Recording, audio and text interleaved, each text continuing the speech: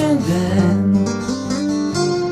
Yine böyle bir akşamdı. Hatırlar mısın bilmem, yosun kokulu bir sahilde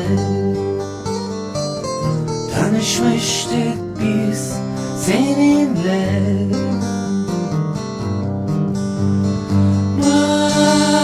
Marmaris, Marmaris,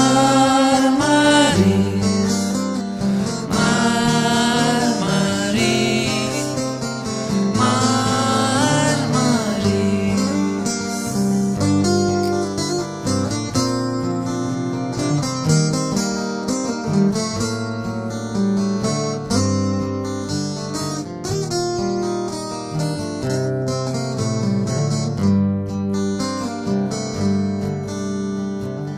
Gecenin ışıkları çırpınırken denizde, dalgalar fısıldadı adını. Martıların kanatları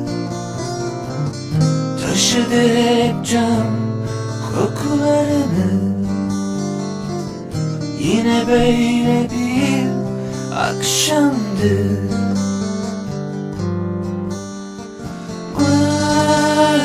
Marmaris, Marmaris, Marmaris, Marmaris,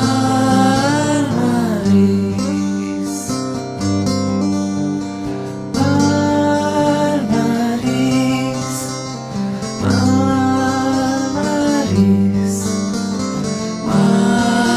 Marmaris, Marmaris.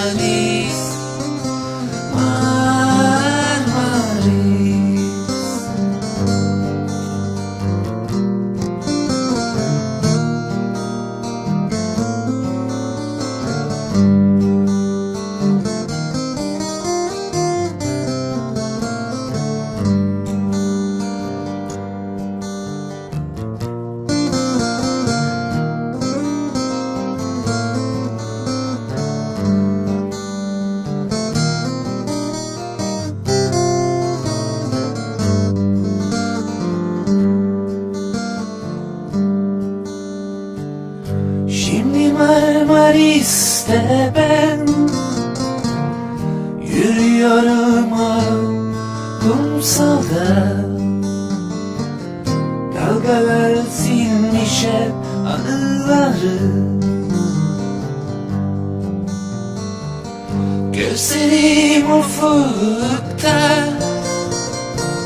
saçlarımda hep o rüzgar. Hatırlıyorum o yazı.